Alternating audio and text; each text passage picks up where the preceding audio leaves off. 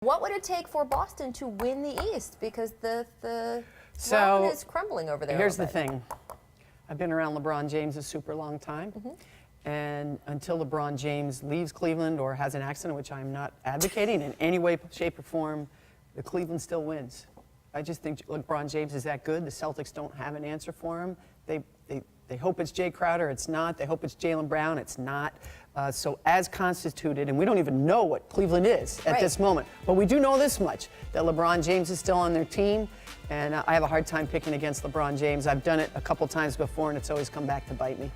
What do you think? Well, the Cavs have won, or shouldn't say the Cavs, LeBron has won 8 of the last 11 Eastern Conference crowns, Yes. 7 And it's in a not row. close. It hasn't been close. I know, it was a 4-1 series. Now, granted, Isaiah Thomas was hurt, but it wasn't a particularly close 4-1 series. And let's also remember, too, I'm not so sure I'm ready to say that Boston is that much better than Washington. That was a Game 7 last season. Well, I am. Well, now we'll see Gordon Hayward in a situation like that. By the way, he's gotten out of the first round once in his career as well. So but he's talented. Do they have enough rebounding, though? That Frank, was the it's issue all last right, year. and it's all about subtleties with the Celtics because they play a different style. You know, Brad Stevens cutting his positions into 3 unorthodox positions.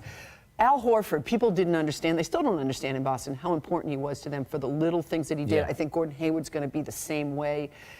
Washington, what did they do to help their bench significantly? And that was their biggest problem. All they did was stand pat. I think the Celtics are significantly better. And I've said this before.